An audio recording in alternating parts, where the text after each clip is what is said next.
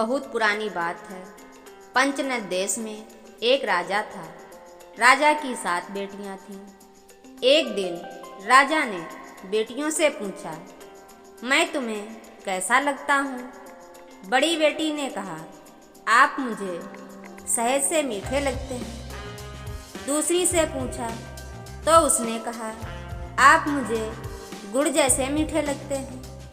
फिर तीसरी, चौथी और पांचवी और छठी ने कुछ ऐसी ही बात दोहराई। किसी ने शक्कर की तरह, किसी ने शहद की तरह, किसी ने मिश्री जैसा मीठा कहा। सबसे छोटी व राजा की सबसे प्रिय बेटी से पूछने पर उसने कहा, आप मुझे नमक जैसे लगते हैं। यह सुनकर राजा को गुस्सा आ गया।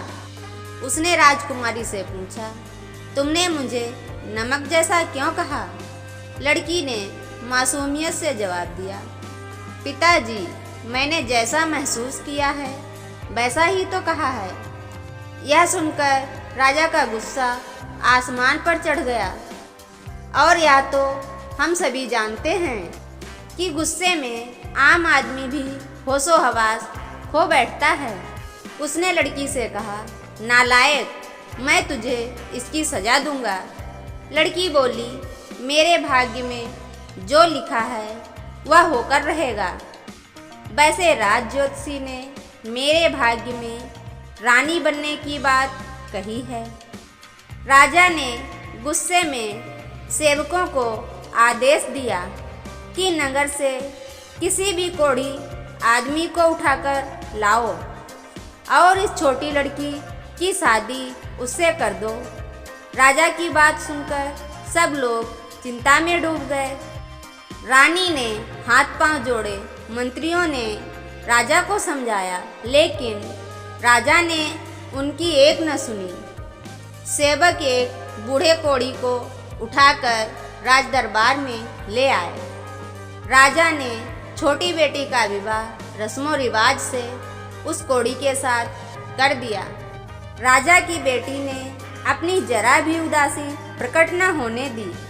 राजकुमारी अपने पति को लेकर महल से बाहर निकल गई। उसने अपनी एकमात्र अंगूठी बेचकर एक ठेला खरीद लिया। रोज उस ठेले में अपने पति को बिठाकर भीख मांगने लगी। एक दिन वह अपने पति को एक तालाब के पास एक पेड़ की छांव में ठेले में छोड़कर बाजार से खाना लेने गई। ठेले में बैठे कोढ़ी ने देखा कि कुछ कौवे उस तालाब में डुबकी लगा रहे हैं और जब वे बाहर निकलते हैं तो हंस निकलते हैं। यह देखकर वह हैरान हुआ। अचानक उसके दिमाग में एक विचार आया कि क्यों न मैं भी तालाब में डुबकी लगाऊं। कौवा हंस बनकर बाहर निकलता है तो हो सकता है मेरा कोढ़ भी ठीक हो जाए और मैं भी सुंदर नौजवान बन जाऊं। वह तालाब में डुबकी लगाने उतरने लगा तो उसने सोचा कि यदि मैं सुंदर नौजवान युवक बनकर निकलूंगा तो मेरी पत्नी मुझे कैसे पहचानेगी। यह सोचकर उसने अपनी चितली उंगली को पानी से बाहर रखकर डुबकी लगाने का फैसला किया ताकि उसकी पत्नी उसे पहचान ले। डुबकी लगाकर वह पानी से बाहर निकला तो उसका सपना साकार हो चुका था। वह मुस्कुराता हुआ ठेले पर बैठ गया। जब राजकुमारी वापस आई तो उसने देखा कि उसके पति की जगह एक सुंदर नौजवान ठेले पर बैठा हुआ मुस्कुरा रहा है। उसके मन में ख्याल आया कि शायद इस नौजवान ने उसके कोढ़ी पति को मार डाला है और अब उससे शादी करना चाहता है। यह सोचते ही उसकी आंखें गुस्से से लाल हो गईं। वह युवक से बोली, बता, मेरे पति कहाँ हैं? नहीं तो मैं तुझे मार डालूंगी। युवक ने हंसकर कहा, पगली, मैं ही तेरा पति हूँ। परंतु वह न मानी और रोते हुए बोली, तुम मुझसे झूठ कह रहे हो। मैं पतिव्रता स्त्री हूँ, मेरा पति ही मेरा परमेश्वर है। मैं तुम्हारी चाल में नहीं आऊँगी, तुम्हें मारकर खुद भी मर जाऊँगी। यह कहते हुए उसने अपनी कटार निकाल ली।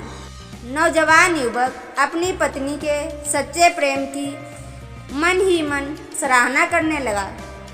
उसने अपना हाथ जो अब तक पीछे छुपाकर रखा था सामने कर दिया और अपनी वह उंगली दिखाई जिसमें कोढ़ का निशान अभी भी बाकी था।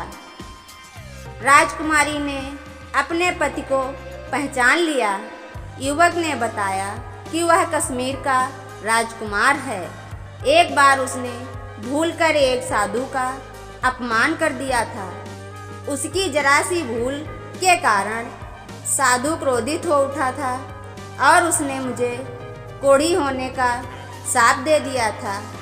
कोढ़ी हो जाने के बाद वह खुद ही अपने पिता के राज्य से दूर पंचनद में आ गया था।